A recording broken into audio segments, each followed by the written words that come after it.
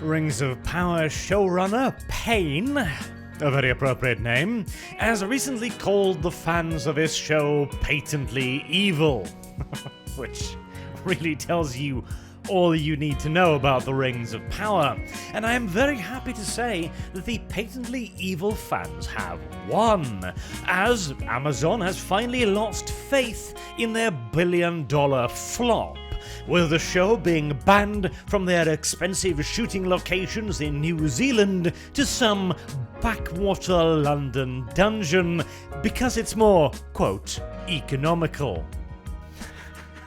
Oh, I bet. That blank check is not quite so blank anymore, as the Rings of Power has very blatantly failed to reach its viewership goals. I know this because every time they've told us about how many people has watched it, they've come up with a different number. The newest one I've seen is apparently 12 million people, which sounds impressive until you remember that this cost $700 million to make. 12 million views ain't gonna pay that bill by any stretch of the imagination, and considering that a lot of those 12 millions are probably the Rings of Power auto-playing on Amazon Prime, it certainly is not going to be paying the bills. And we also get yet another indication that the Rings of Power is actually losing out to House of the Dragon. In this Hollywood Reporter article here, apparently the Amazon leadership were, quote, shitting their pants when the dragons grew in its second episode and brought in 20 million viewers. Now, as I have said, I do not understand why people are so enthused about House of the Dragons, but, well, considering that the only competition is The Rings of Power, which is a thoroughly awful television show, and you know what, I'm not even saying that just to say it, I hoped that The Rings of Power would be an enormous flop. I have never hid that agenda, but by God, Episode 7 is some of the objectively most awful television I have ever seen, that shows an active disregard, hatred, not merely for Tolkien, but for the Rings of Power itself. Like, the show itself shows an active disregard for its own storytelling, as if the writers forget their own plot points in between episodes. In one episode, the Half-Woods are incredibly cowardly little shits that will leave an entire family to die because the husband twisted his ankle. In episode 7, they're incredibly brave. There's no hill steep enough for the Half-Woods to not climb. They would never leave anyone behind. It is actually... Oh, and the Blind Queen.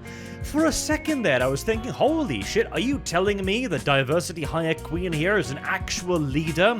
No, keep leading the horse. No one need know that I am blinded. It'll spread panic. 5 minutes later, the blind woman is sitting on the top of a hill near a cliff wearing a goddamn blindfold. There is no wonder whatsoever that Amazon is shipping this entire production off to some backwater studio in downtown London.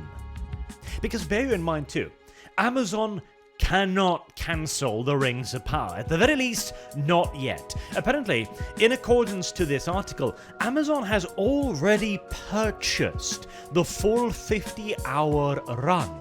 It's already been drawn up and planned out. The money has probably already changed hands, at least to some degree as far as rights is concerned.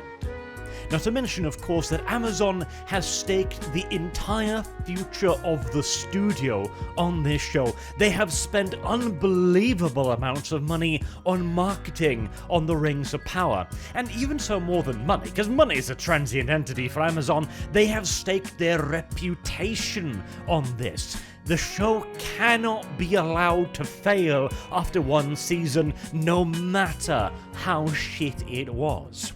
This corpse is going to be dragged out for at least another season, and probably a third, and then quietly, simply just disappear off into the ether.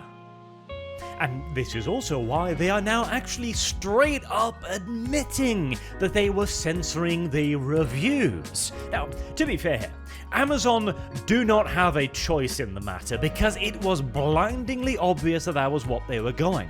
As they say in this article here, first they announced that they would be holding all reviews for 72 hours, or more correctly just switching them off entirely, and then they ended up doing it for 5+ days, and now they're straight up saying that yes, they knew this was coming because they knew their show was bad, and that they were manipulating reviews that have other points of views that they couldn't support.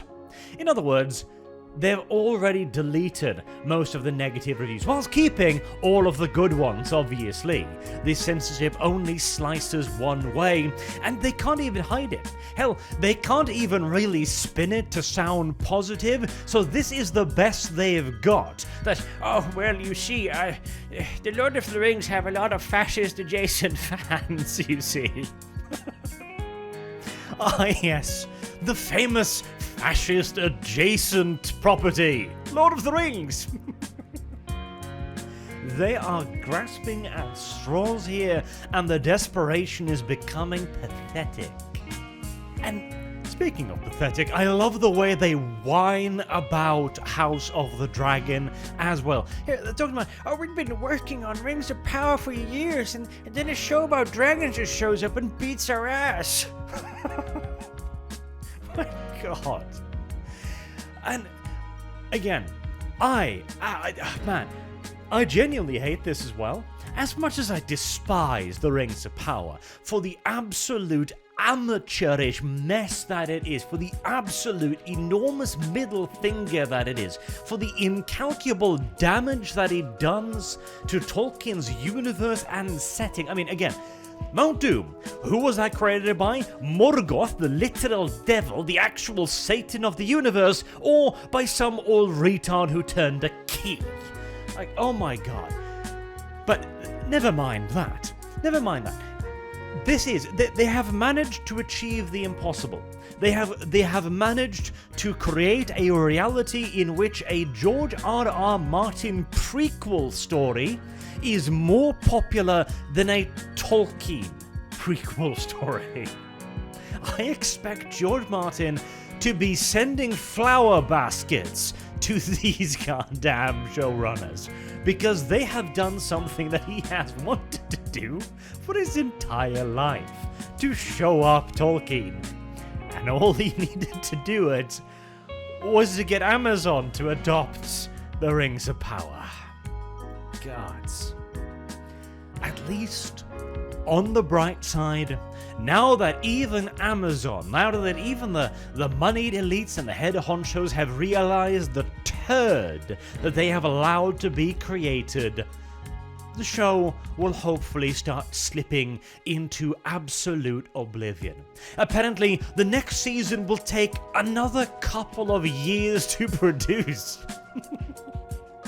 The only thing of the Rings of Power that is going to survive another 700 odd days is its infamy, if even that, frankly, and cost considerably less. Again, that blank check, not so blank anymore.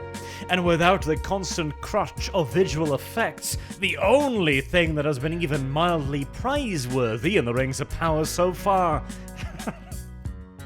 How will the show survive? God willing, it simply won't. And it is, oh God, it is nice to see. It is genuinely gratifying to see this show, which looked like a disaster from the first frame, be dumped onto the garbage heap of history, likely to never recover. And if Allah truly is gracious, may the showrunners be allowed to languish right next to their property. Until next time, thank you all very much for watching. I've been Arch, and God bless you all.